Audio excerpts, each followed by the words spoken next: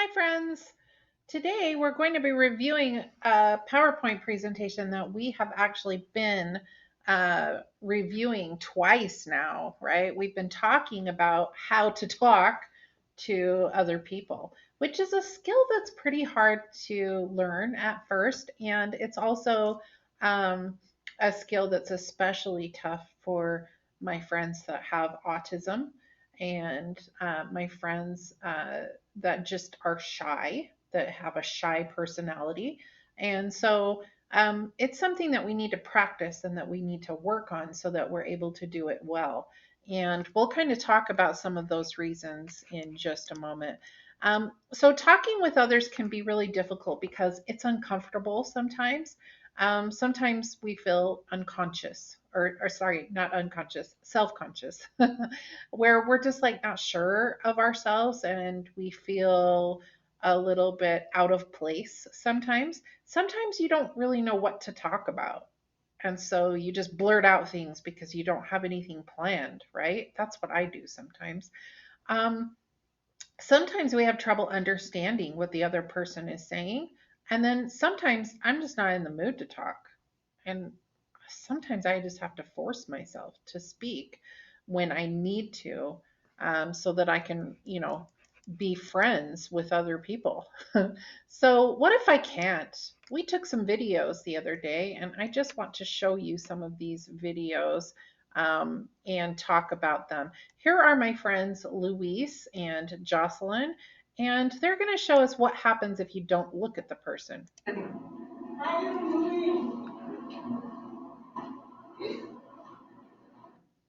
Oh my goodness, Luis just walked away. He did not look at Jocelyn when she was trying to say, "Hey, Luis." And she even walked up to him and he just walked right away. He didn't look at her. How do you think that made Jocelyn feel? Oh, I don't think I would feel very good. Our next video shows us what happens if we don't use a pleasant voice. This is my friend Jacob and my friend Alyssa. They're going to show us what that might look like.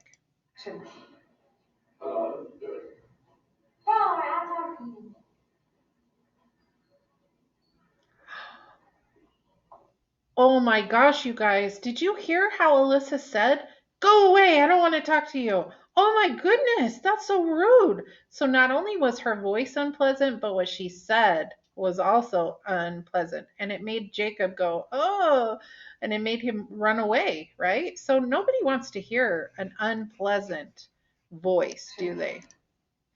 Our next video, this is my friend Faustina and my friend Randy, and they're going to show us what happens if we don't ask questions.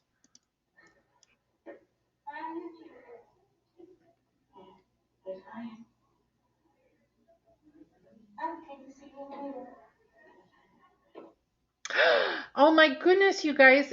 First off, I just want to note how loud Randy was. That was very nice. And he says, "I'm fine." And then he didn't say anything after, though, right? So Faustina was like there, ready to have a nice conversation with him. She might have really wanted to be his friend, but because he did not ask any questions, she was like, "Okay, I guess I'll see you later," right? That's a little bit uncomfortable, a little bit awkward, right? Okay, so this is my friend Erin and this is my friend Izzy, and they're going to demonstrate what happens if we don't stop interrupting. After a while, we realized that things were going to wake us out. So we decided we were just gonna to spend the night with grandma.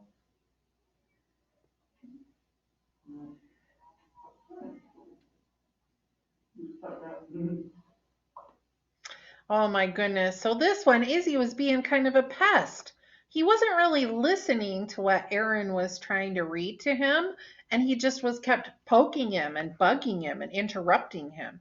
And Aaron seemed a little bit irritated. I don't know about you, but he seemed very irritated, and he said, "Can you please stop?" Because he nobody likes to be interrupted, do they? So what happens if we acted this way? Well, people think that you're weird, right? It makes others feel very uncomfortable around you. And people don't know if you're listening to them or not. They don't know if you're really paying attention. People think that you're rude when you don't follow these steps. No one will want to talk to you when you act this way, and people will think that you don't care about them if we act this way. And ultimately, we're going to have a hard time making friends, and we're definitely going to have a hard time keeping our friends if we do not follow the steps that are important when we are talking to someone. So let's see how it is done. We need to show the correct way. Now, we haven't got to this part, folks, and so I don't have any video footage of the steps, but we are going to review them today, and then we will review them again and again, and we'll have lots of practice this year, okay? So the steps look like this. First, we're going to look at the person. We need to make sure we have a pleasant voice. We need to ask questions and don't interrupt. And so I want us all to have these steps down and memorized so that we are ready to have a good conversation with our friends. So, step one, we look at the person. We do this so that they know that we're paying attention to them. We want to make sure we look at them in a friendly way. We don't want to stare or make faces or look unfriendly to them. If you look at the person's face, you'll be able to understand their mood, right? I can't tell what their mood is. I can't see their smile. I can't see their eyes if I don't look at them, okay? So it's really nice also to look at someone in our culture here in Utah. So people consider it rude if you look at the floor when someone's speaking to you. So it's very appropriate to always look up and look into someone's face when they are speaking and when you are speaking.